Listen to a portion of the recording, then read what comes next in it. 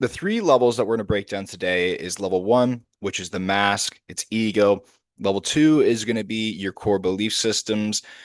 Number three is going to be, you could call this truth. So the first level, and if you're not aware of my trainings, I highly suggest going through my trainings so you have a better idea about how the ego, identity, belief systems work in reality, but I'll explain that as we go. So the first level is the mask. Now, this is the ego, this is the personality.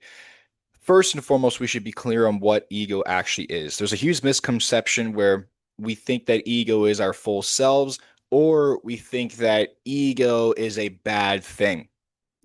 I used to think that ego is a bad thing. Like, oh, this, if you want to do sales, you need a high ego. If you want to do these things, you need a high ego, whatever it may be, but always looked at it in a bad lens. It's not true whatsoever. Plain and simple, your ego is the protector of your identity. Your identity is your personality. It's who you believe you are. So if you believe great, empowering things about yourself, your ego protects that, which is in a way good.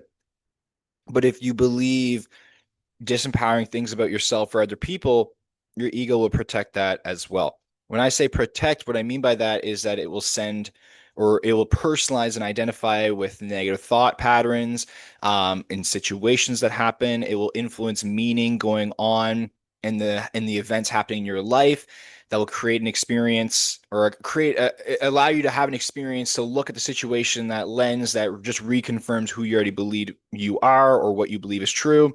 So your ego is trying to protect identity to keep you the same, to keep things predictable, to keep things certain. So many of us, we live our lives just through that simple aspect. Now, you want to think of it too, as I go on, of like the more like level one to level three. Level one is more very limited, narrow viewing. So level one, the ego, the mask, the personality construct, that is where a lot of us live. Now, the problem with that is that in this mode, it's hard to continue to grow and learn and expand because the job in that mode is to stay the same. It's to reconfirm what you already believe to be true. It is to stay within your pain bodies. It is to continue the same program over and over and over again without actually changing it. So this is where a lot of people find themselves in cycles and loops in life, and then not really much changes for them. So that's the first one, ego slash identity.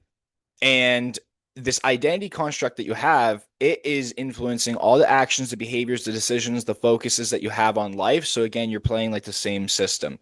Now, ego, how it jumps in is, and this is the narrow view of the ego, is that it's always trying to personalize and identify with things.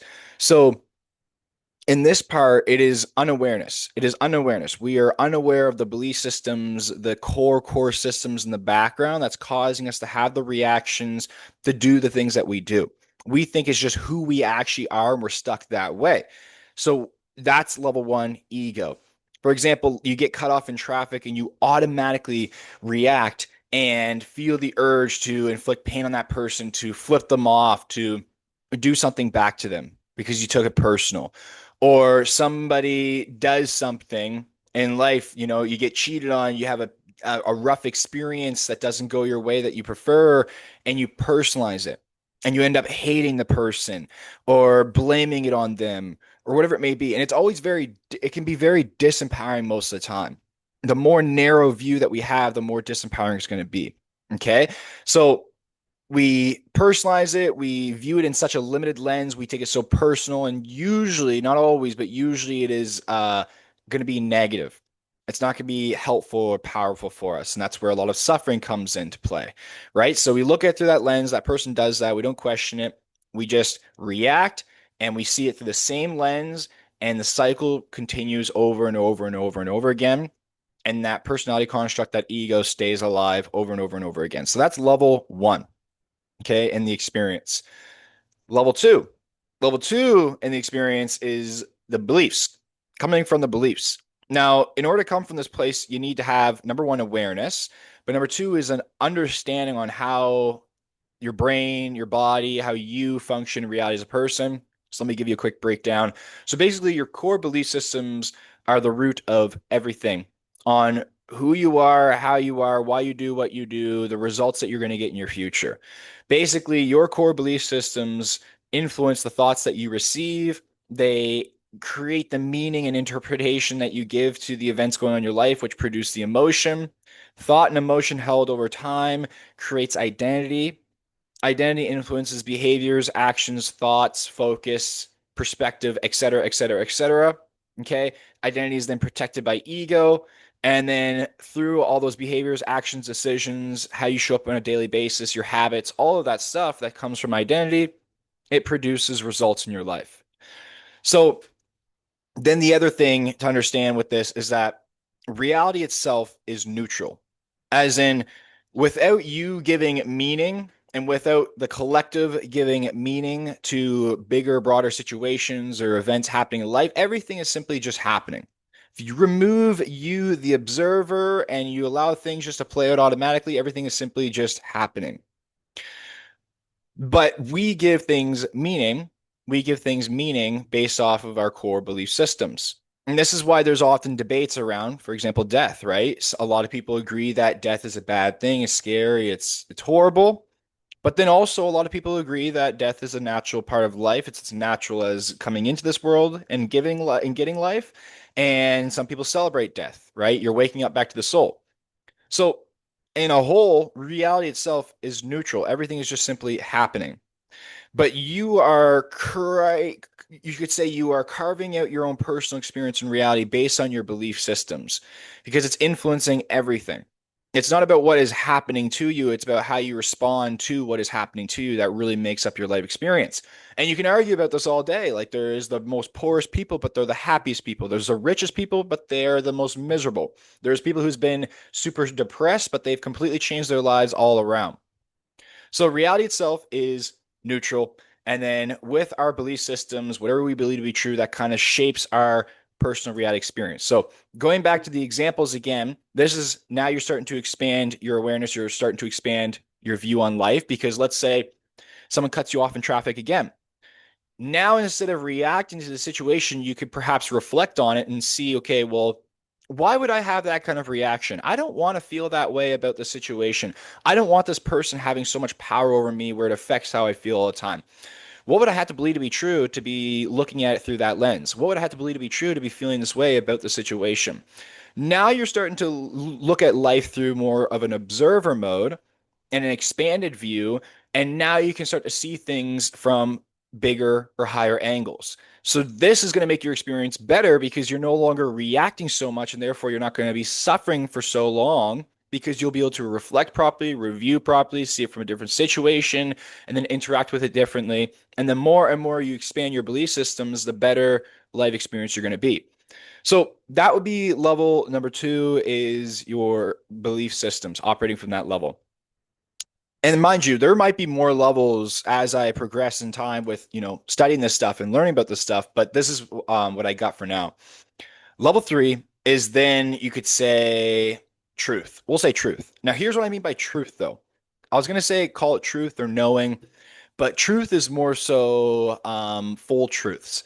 So this is where basically you try to look at your life experience and everything for how it is from the core level of what is a full on truth.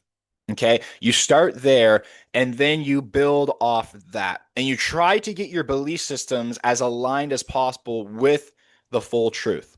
Another term you'll hear me talk about is you try to get your belief systems as expanded as possible. Expanded is basically empowerment. So, for example, living in a belief system of abundance and freedom rather than scarcity and lack, right? When you even think and feel lack and scarcity, it's constricting. It's constricting.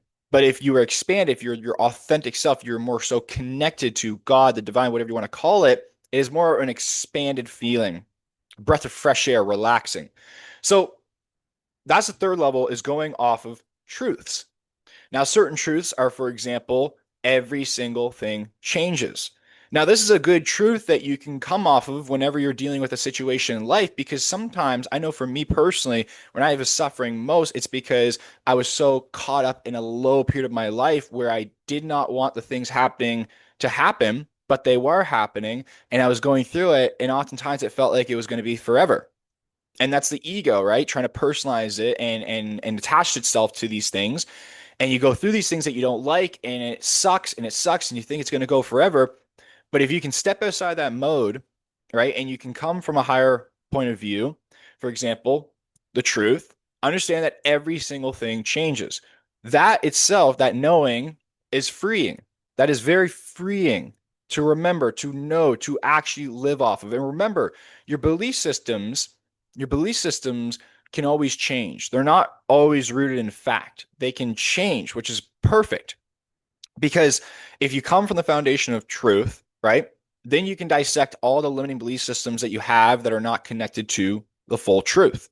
Because any belief system that's not connected to the full truth and it's negative and disempowering, well, then why not change it? Because otherwise, you're going to continue to live that life experience and allow that belief system to play out, and it's not going to be as friendly to you. It's not going to be as fun for you in your life. So, another truth we'll say, so everything changes. Another truth we could say is everything is connected. Now, on the level of every single thing comes down to the one thing, which is you can call it energy, you call it existence. It exists, therefore it is here, it exists. Whatever you want to call it. At one way or another, call it consciousness, that we are all genuinely connected. So you could say we all come from the one thing. The one is all is one, whatever it may be. That is a truth.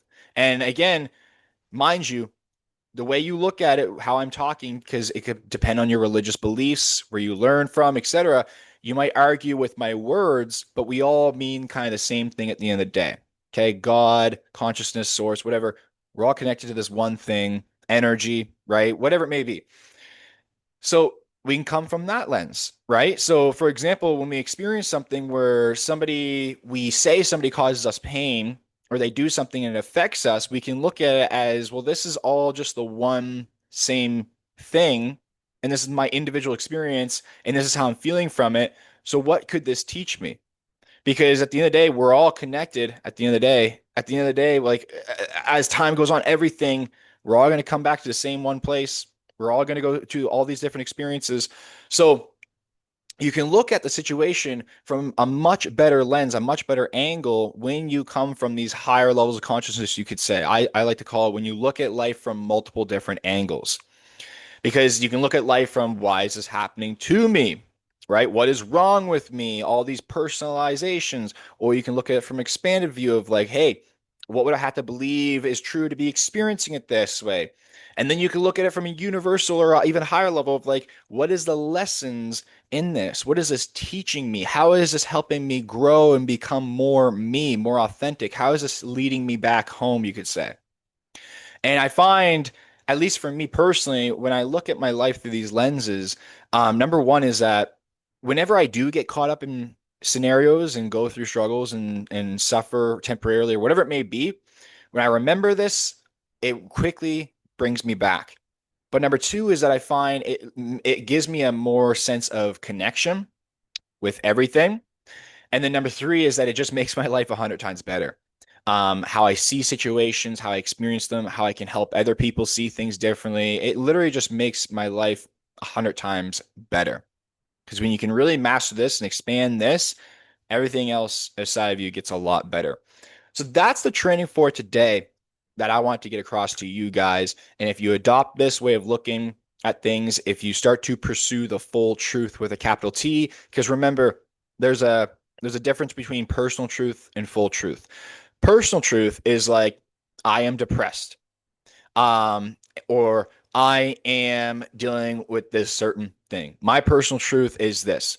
And here's the thing, your personal truth is probably true, but it's also not true. That's a paradox. And what I mean by that is your personal truth could be because your personal experience, so you personally experience it in real time, but it's not true for every single other person.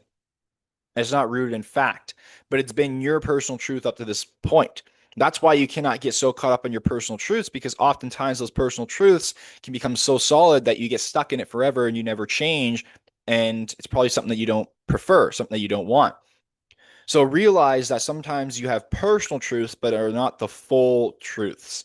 And your ego might battle against you when you realize this, because your ego wants you to stay the same, right? So it's always trying to find evidence to reconfirm what you already believe to be true. But remember that there's a difference between personal truths and full truths. So whenever you're working on your mind, working through these things, always try to pursue the full on truth. And that takes honest self-observation, self-reflection, etc. But as you do this, I mean, it's changed my life for the better and it's changed tons and tons of my clients' lives for the better. So I hope this helps you as well. Now, if you like this training, guys, make sure that you like and subscribe. I drop trainings 3 times a week, every single Monday, every single Wednesday, and every single Friday. Thank you so much for being here. Make sure you follow me on Instagram as well at Caden Hayward, and I'll see you guys on the next training.